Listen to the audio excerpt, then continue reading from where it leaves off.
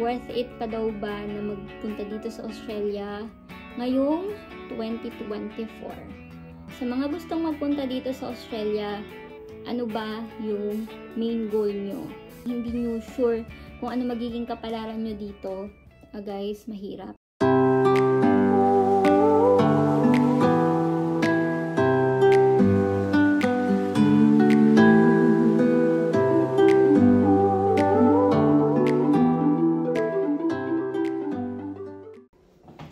Good morning! Welcome back to my vlogs. Tingin tayo kung anong ulam, guys. Meron kaming kinataang langka. Ang bait ng may bahay. Nagluto kami. Nagluto siya niyan. Bago siya umalis, kumatok muna siya. Sabi, kainin daw namin yung ginataang langka na niluto niya. Ganda-ganda ng init yung sikat ng araw ngayon. Kaya, ready nang sampay, patuyuin ang quilt na binabad ng isang araw pa. Guys, ganito pala maglaba ng quilt. Kailangan mong ibabad ng maraming beses, badlawan ng maraming beses. Ayan. Itong quilt na to galing sa Taguan. Ang ginamit namin yan last winter. Tapos tinago namin. And, ayan, nilabahan para paghahanda sa next winter. Tamang-tama kasi hanggat summer, kailangan malanhan to. Last na banlaw na to, guys.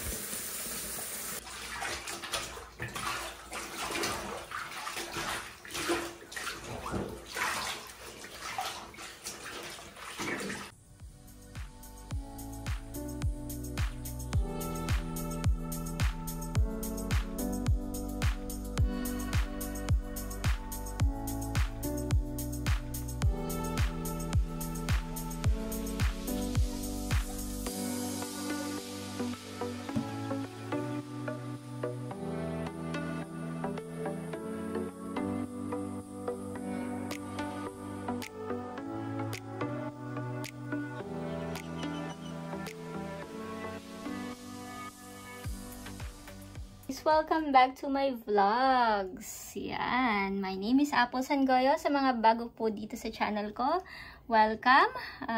Don't forget to subscribe to this channel para updated kayo sa mga next video na i-upload ko. So, habang ako ay naglalaba, sana hindi umulan kasi may overcast pa rin. Mahangin, pero walang araw. Mga nakaraang weeks ay may mga nagme-message sa akin na ibang kaibigan, kakilala, yung iba ay subscriber natin dito sa YouTube channel at nag-reach out sila through Facebook. And nagtatanong sila, Ate Apple, Miss A, worth it pa ba na magpunta sa Australia ngayong 2024? Ang pangingibang bansa, guys, ay lagi ko namang sinasabi sa inyo, para yung sugal. Diba? Para ding business, sumusugal ka, kailangan mong mag-invest dyan. Yung personal opinion ko, ang gusto ninyong malaman. Tatanungin ko muna kayo, sa mga gustong magpunta dito sa Australia, ano ba yung main goal nyo? Kasi maraming klase ng visa na pwede nyong i-explore. Yung iba kasi, they are planning to come here as an international student, but I wouldn't suggest na mag-international student kayo para lang makarating dito sa Australia. Bakit ko ito sinasabi? Gayong international student ang aking asawa. Kasi guys, sobrang magastos po. At kung mag-international student kayo dito, or kung gusto nyo magpunta talaga dito sa Australia, make sure na planadong-planado, ano? Meron kayong plan A, meron kayong plan B, may plan C, may plan D. Marami naman letters ang alphabet. So, dapat may nakalatag na. Huwag kayong basta-basta magpapapaniwala sa mga sinasabi ng ibang agent na mag-student visa ka. Ito yung course na kuhanin mo. And then, pagdating mo doon, edi mag-shift ka ng course, diba? Bahala na, importante, nandyan ka na sa Australia. Lalo na guys, kung pupunta kayo dito at talagang pinangutang nyo lang, wala kayong katuwang, hindi nyo sure kung ano magiging kapalaran nyo dito, guys, mahirap. So, I wouldn't recommend na mag-student visa pathway kayo or mag-lodge agad kayo ng visa para lang makarating dito sa Australia. Also, hindi ko rin re-recommend na mag-apply kayo ng tourist visa and then pagdating nyo dito, mag-a-apply kayo ng onshore kasi nung mga nakaraan, yan ang naging trend. Pumupunta yung iba dito, tourist visa, and then nag-a-apply sila onshore na actually risky. May mga kakilala ko dito na nag-tourist visa sila and then they apply onshore. Yung iba, nakakilala ko, nag-grant sila, pero nahirapan talaga silang makahanap ng work dito while waiting kasi nga naka-tourist visa sila. And meron naman akong kilala dito na tourist visa siya, nag-apply siya onshore, pero na-refused siya. So, nakakalungkot, 'di ba? Kasi gumastos ka na papunta dito and then hindi mo sure kung mag-grant ka ba, makakapag-stay ka ba ng matagal, at yung expectation versus reality talaga yung nangyayari. So, expect the unexpected. Kung plano nyo magpunta dito sa Australia or kung nandito na kayo sa Australia and then you apply for another visa, i-expect nyo na yung mga possible scenarios na pwede nyong kaharapin. Kaya, importante talaga yung may plan A, plan B, plan C, plan D.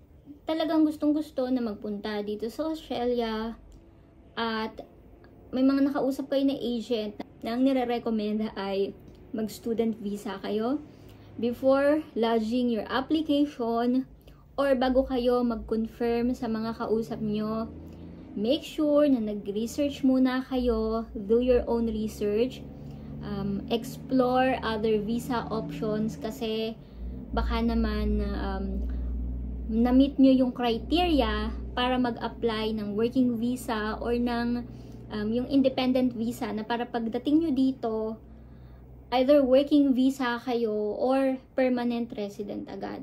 Kasi guys, even your offshore, may mga employers na kapag na-meet nyo yung criteria na hinahanap nila at kasama kayo sa skilled list ng Australia, yung iba ini-sponsoran sila ng company, which is good, 'di ba? Kasi hindi nyo na kailangan gumastos, or kung gumastos man kayo, hindi ganun kalaki. And pagdating nyo dito, naka-working visa na kayo, hindi nyo na kailangan mag-aral. Or kung na-meet nyo yung criteria, yung points na kinakailangan para ma-invite kayo for permanent residency, kahit nandiyan kayo sa Pilipinas, makakapunta kayo dito, hindi nyo na kailangang mag-aral pa. Kasi guys, sobrang gastos talaga maging isang international student dito sa Australia. At yung ibang courses dito kasi ay wala namang grad visa, tapos yung iba walang pathway. Kaya wag tayong basta-basta makikinig sa sinasabi ng ibang mga agent. Importante na mag-research tayo on our own. And then, pag sa tingin natin ay naintindihan na natin kung ano kung possible ba ito sa atin, kung possible ba yung visa na yun sa atin, then start to consult an expert. Kumpirmahin mo kung tama ba yung pagkakaintindi mo dun sa visa na sa tingin mo ay applicable sa'yo. So, ayun talaga yung nire-recommend ko. What else? Yung mga fees and charges. Afford ba? Diba? Kaya ba? So, computein yung mabuti. Kasi kung sa tingin nyo, after ilang years ay mababawi nyo din yan, mababawi nyo naman, siguro masasabi nyo na worth it pala na magpunta ako. Kasi kung mag-grant ako ng ganitong visa, mag-work ako, at ito yung magagastos ko versus doon sa kikitain ko in the future kung mag-grant ako, diba? Masasabi nyo na worth it. Kung worth it na magpunta guys dito sa Australia, yan ay nasa sayo. Di mo masasabi na worth it or hindi kung hindi mo susubukan. Dapat kung susubukan nyo guys, matibay yung loob nyo, ready kayo to face the challenges here. Make sure guys na you are mentally stable pagdating nyo dito kasi hindi madaling magsimula sa umpisa unless merong mga tao kang kakilala dito na handang tumulong sa'yo. Pero sa totoo lang, maraming mga mabubuting Pilipino dito that they are willing to help sa mga kababayan natin na nagsisimula pa lang dito sa Australia. Bago kayo mag-decide, make sure na willing talaga kayo na mag-risk kasi yung pagpunta dito sa Australia ay parang sugal yan. Lalo na kung international student ka na pupunta dito. Ngayon, knowing na may mga kina-crackdown na ang Australian government at ang daming refusal lately, lalo na sa mga naka-vet course. Kasi yung iba talagang vet course lang yung preferred nila kung sila ay mag-student visa pathway. Kasi nga, mas affordable compare sa masters or bachelors. Pero guys, kasi kapag vet course, walang kasiguraduhan din. Yung ibang vet course, walang visa pathway. And then, limited pa yung working hours dito. Kung pupunta ka dito na mag-isa ka lang, ngayon, ang dami ring nare-refuse na dependent or subsequent na inaasahan sana ng ibang international student na makakatuwang nila pagdating dito. Pero na-refuse yung visa, so walang choice yung iba kundi kaysa mahirapan dito, uwi na lang sila sa Pilipinas, hindi na lang itutuloy. Paano, 'di ba? Kung hindi ka pa nakakabawi sa nagastos mo, 'di ba? Nakaka-stress 'yon. Kung international student kayo na pupunta dito, lagi naman namin sinasabi, maging prepared kayo, dapat meron kayong enough funds na panimula dito. Good for 3 to 6 months habang hindi pa kayo nakakahanap ng stable na mapagkakakitaan dito. But good for you kung pumunta kayo dito na naka-working visa na kayo or other visa na hindi nyo na kailangang mag-aral. Kasi pag nandito na kayo guys, maraming opportunity na ang naghihintay sa inyo. And to be honest, yung quality of life dito sa Australia, maganda siya compare sa atin sa Pilipinas. But still, it's up to you. Kasi yung quality of life ay depende yan kung anong lifestyle ang meron ka. Kasi kahit sa Pilipinas, gaganda yung quality of life mo kung masipag ka at sapat sa'yo yung kinikita mo, sapat sa family mo. So guys, worth it ba na magpunta dito sa Australia? Hindi mo malalaman kung hindi mo susubukan. So, worth it ba na nagpunta kaming mag-asawa dito sa Australia? Yes. For us, it's all worth it. Kahit hindi pa nakakatapos si Ren sa kanyang study, masasabi na namin na it's all worth it. Kasi, experience namin dito sa Australia, hindi na yun matatawaran. It's part of our life na. At lahat ng mga na-experience namin dito, good or bad, they are all blessings and a lesson for us. So, yun lang guys. Thank you for watching. Bye!